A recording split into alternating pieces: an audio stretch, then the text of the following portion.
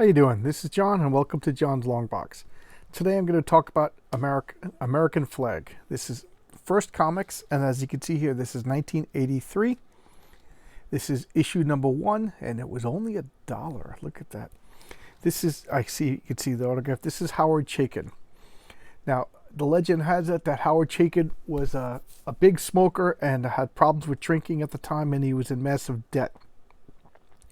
So he made a pitch to First Comics, and they took it, and he was determined to get it done no matter what the cost. It was like the monthly grind apparently was really, really tough on him, but he stuck to it. And with the first year with the first 12 issues was one gigantic long story with 3 4-issue or was it 4 3-issue arcs, and it was a phenomenal success.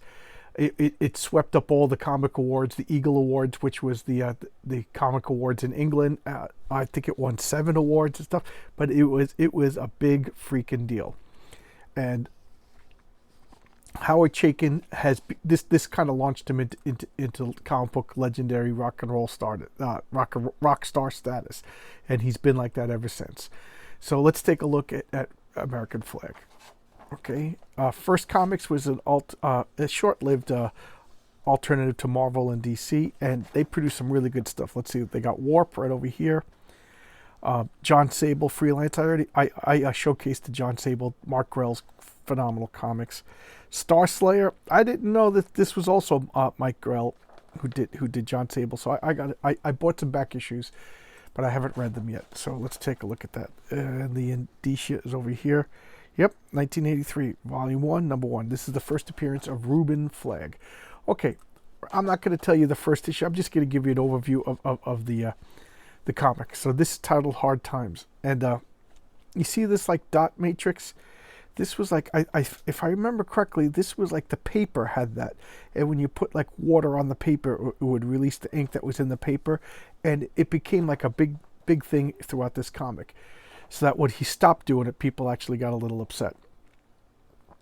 Okay, what are the no credits yet, but okay. So let's just flip through as I talk about it. So, in American Flag, we have it's America in 2030, 2031. So it's the future America. Keep in mind this was 1983. So they called it the year of the dominoes. A bunch of bad things happened in 1996, and my recollection's a little rusty, so I don't quite remember exactly what happened in 1986. But everything bad happened, and the American government relocated to Mars, and the Soviet Union government collapsed due to Islamic insurrection, and South America and I think there was endless wars in Asia, and Africa united and South America united, so that the Pan-African League and the United States of South America or something like that. Forget the exact title. Those are the world powers.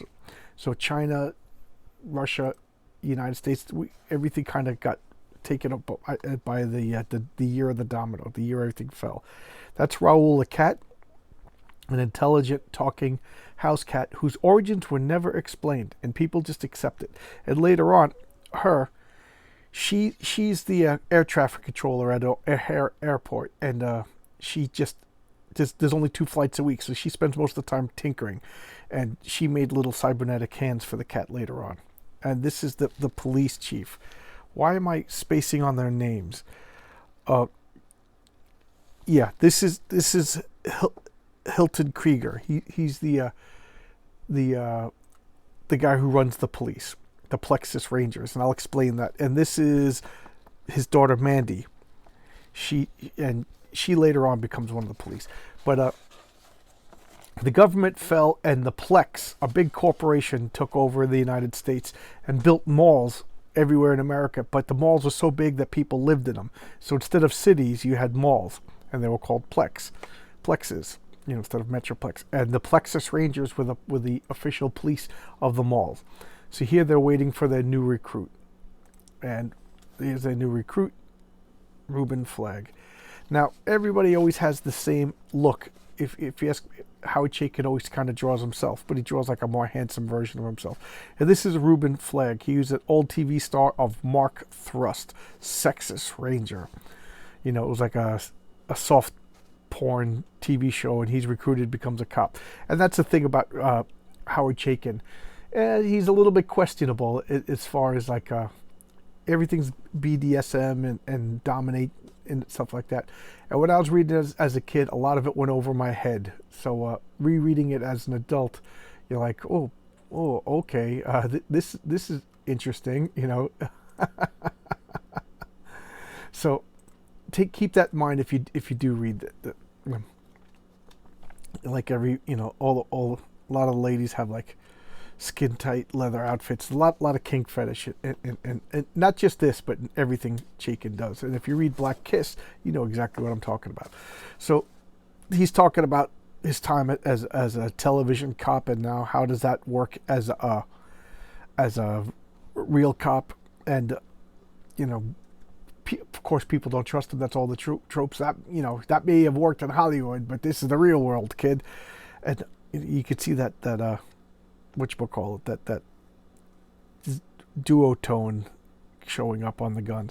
And I talk a lot about how John Workman is my favorite letterer, but this guy's also one of my favorite letterers. And his name is Ken Bruzenak. Yeah. He, you know, his lettering actually became important to the comic because they would have like futuristic logos and stuff like that popping into the story. You know, a lot of like fake products, stuff like that. You could see the duotone a lot over here, especially over here. Chaykin used a lot of it, and this was all him. He's writing it, drawing it, inking it. I don't know if he's doing more than that. We'll see when we get to the credits. See, here he's being introduced to Ruben. And I said, this is just the first issue. This is introducing everybody. So, like I said, the government fled to Mars temporarily, and that left a vacuum, and the corporations came and built malls, and most of America is just malls, and the Plexus Rangers patrolled, and that's the story. So there's like a lot of intrigue, a lot of corruption, and he's a good guy, you know, so he's trying not to he's trying to fight the corruption and all of this stuff. You could see like all the logo design. Logos become like really big in this. You know, the year of the dominoes, East Coast meltdown, massive crop failure, USSR collapses in Islamic food riot shake. So this is just, he's making it look like a board game and everything. So this is everything that's going on. This is all the problems that collapsed the United States government. And, you know, Bob Violence is the #1 TV show and all of this stuff. He's a sports star. He looks like a punk rocker, but he's actually like very wise and philosophical. And, you know, lot. So there's I mean, it's actually very predicting of the future. Like the television shows become vapid and filled with violence.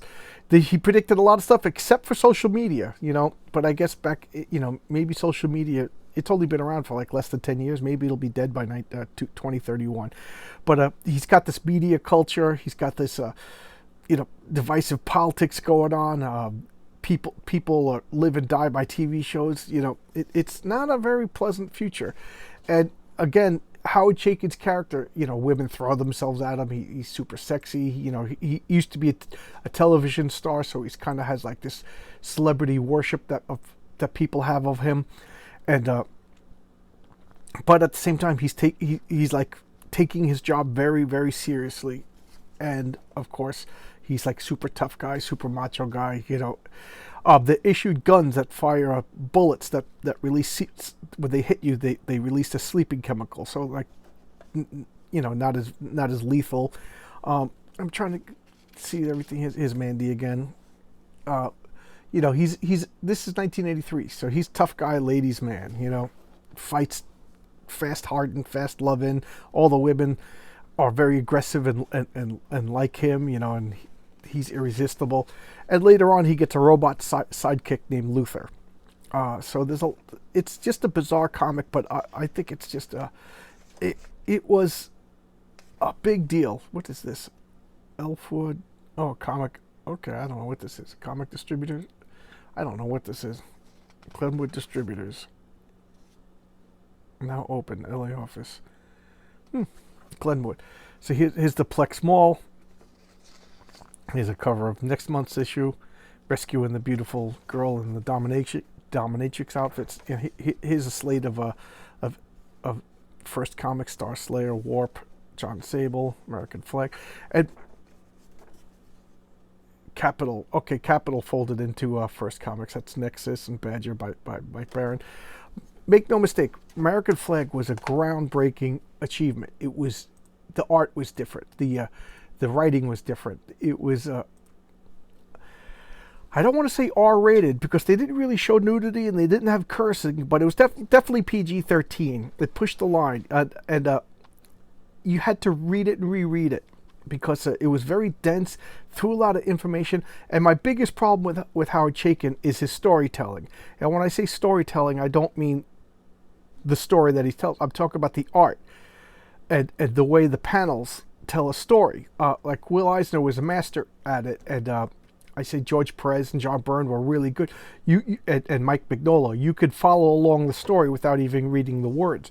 But Chaykin, his storytelling is very jarring, and you can't tell what's going on just by looking at the pictures. You know, you don't know what's going on.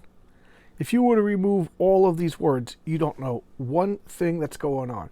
And I found that to be a problem with Chaykin. And it's not just American Flag, it's all of his comics.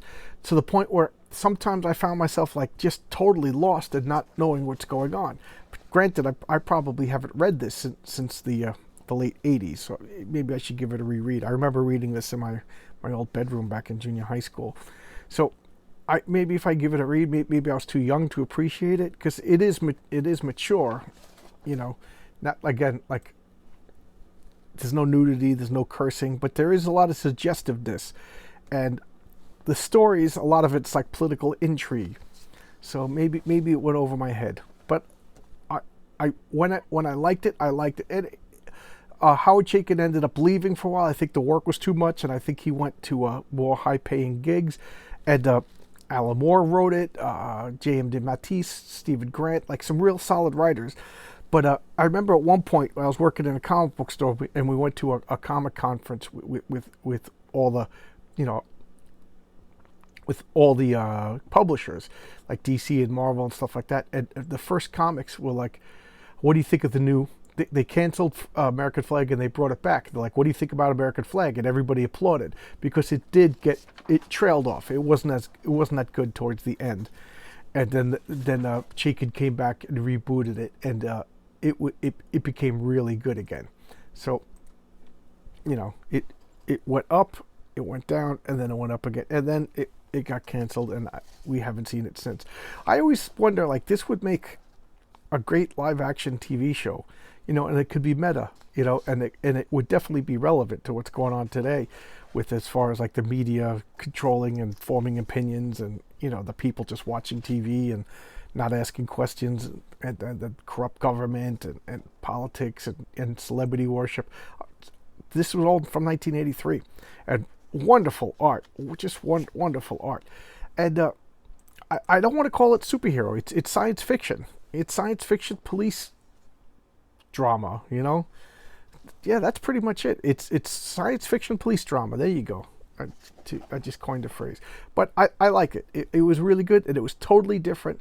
And man, was it influential. It really something that changed the comic book landscape back in the early 80s. But there you go. Thank you. That's Reuben Flagg. That's the character's name. That's Reuben Flagg by Howard Chaykin, American Flag. A good comic, a good solid comic. At least the first 25 issues. I think this lasted 50. And then the second series, it was relaunched, and he was in Russia, and his, you know, and that, so it showed the world from the other side. It was good. It was a good comic. All right, thank you for spending time with me, and I really appreciate you watching my videos. Thank you so much. Bye bye.